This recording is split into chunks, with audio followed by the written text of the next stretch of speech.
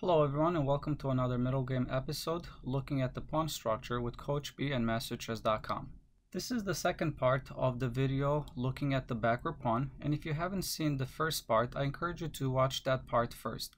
In this video, we're going to take a look at two grandmaster games so we could see how they use those strategies we've talked in the first video against the backward pawn. This first game was played in 2007 by Ljubomier Ljubozjevic, rated 2550, versus Jan Smits, rated 2538. And I'm just going to fast forward through the moves and just stop to comment at the critical moments of the game.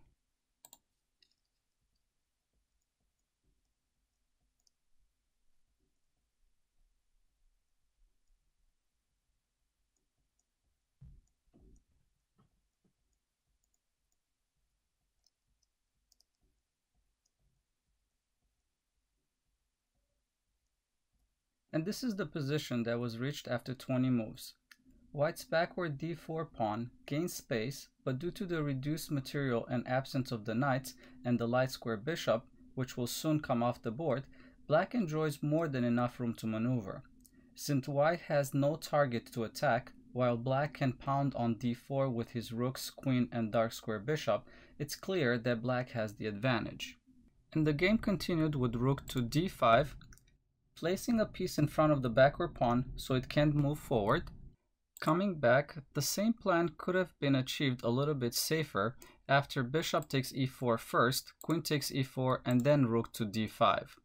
After rook to d5, here white can try bishop takes f5. And if here black captures back with the e pawn, now white can have counterplay on the open e file. And coming back, if black here captures the bishop with the rook, this will be worse because after d5, queen to g6, d6, the weak backward pawn turns into a monster pass pawn. Also, the bishop on c3, which was a purely defensive piece, is now very active on the a1 to h8 diagonal. Coming back, after the bishop takes on f5, the correct play for black here would be to take with the queen on f5. But this allows the exchange of the queens, which in turn lets white safely use his king to give extra support to d4. And I'm gonna fast forward so you could see a possible continuation.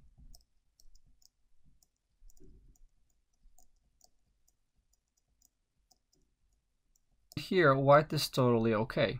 Coming back, after rook to d5, in the game, white responded here with pawn to b4. Black continued with g6, g3, queen to g7, queen to d2, bishop to e4, rook takes e4, rook f to d8, rook f3, rook 8 to d7, king to g2, and now an excellent move, bishop to d8. Black is trying to bring everything possible to attack on d4. Then he will play a well-timed g6 to g5 and create the new target. In general, a player can hold on if there's only one point being attacked. But if you add another weakness to the position, then the added defensive burden proves to be too much. So here the game continued with rook to e5, bishop to f6, rook takes d5, rook takes d5, rook to d3, queen to f8, queen to e2, queen d8, queen e4, queen d7, rook d2, king f8, queen e3, bishop to g7, king to f1, and another great move, pawn to g5. Black tries to create a second pawn weakness and also weaken white's king. Here white responded with queen to e4, g takes f4, and then g takes f4. Coming back, white cannot capture with the queen here because after rook to f5, the queen is pinned to the king. So g takes f4 was played. Black responded with rook to f5, missing a great tactic. Coming back, here the best response would have been pawn to e5, because any capture of the pawn on e5 would lose the bishop. After, let's say, f takes on e5, queen to h3 check will be able to pick up the undefended bishop.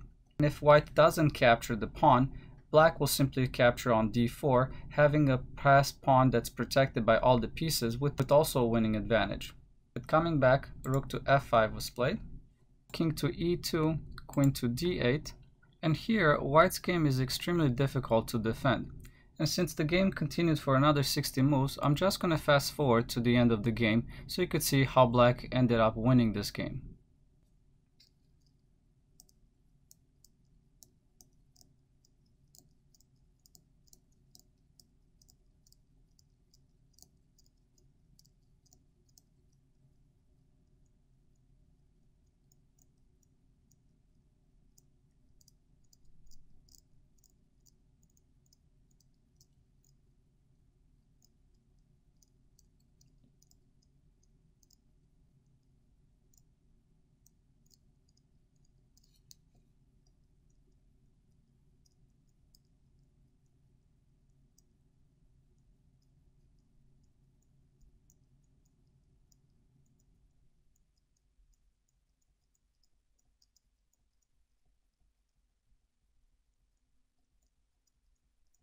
And here white resigned. This next game was played in 2008 by Zaven Andriasian, rated 2533, versus Mert Erdogdu, rated 2440. And again, I'm just going to fast forward through the moves and just stop at the critical moments of the game.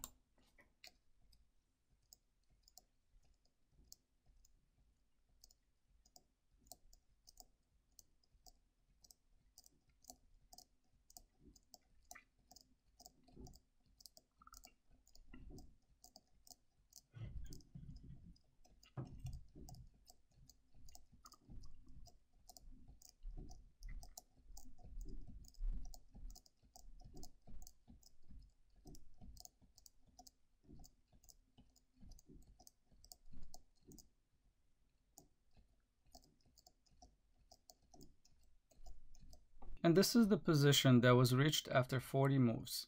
Here, white has a long list of favorable imbalances. He has more central and king-side space.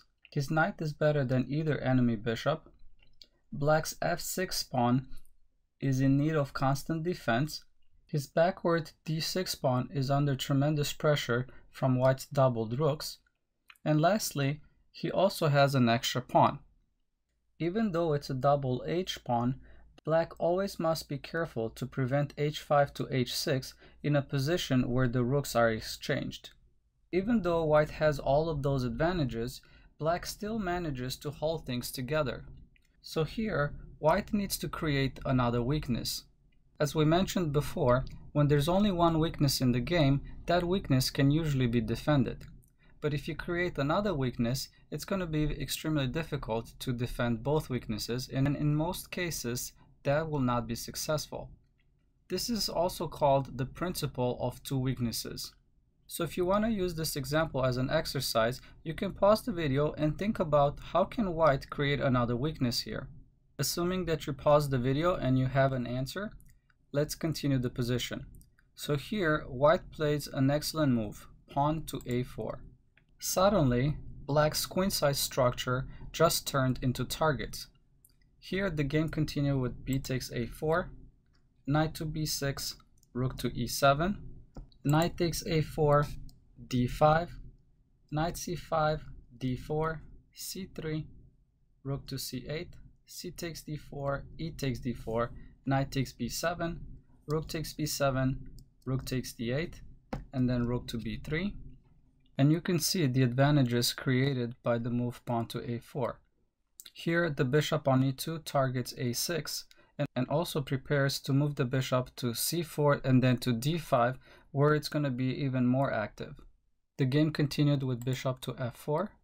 Coming back, a more natural move would have been pawn to a5, but even here, white can gain an advantage. After rook to d5 attacking the pawn, pawn to a4, rook to a5, rook to b4, rook to b5 check, rook takes b5, bishop takes b5, rook to h8 attacking the pawn on h5, and then bishop to e2 gives white the upper edge.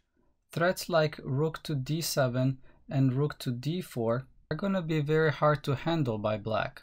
So coming back, bishop to f4 was played here, and after this white took on a6, and I'm just going to fast forward through the game so you could see how white ended up winning this game.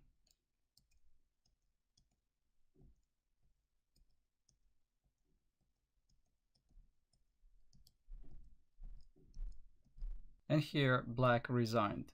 White is up 4 pawns with a much better position. There was no point on going on. Alright, thank you so much for watching this video, and stay tuned for the next lesson where we're going to take on the double pawns. If you liked my video, please subscribe and don't forget to check out my new website, masteryourchess.com, where you can learn, practice, test, and master your chess knowledge.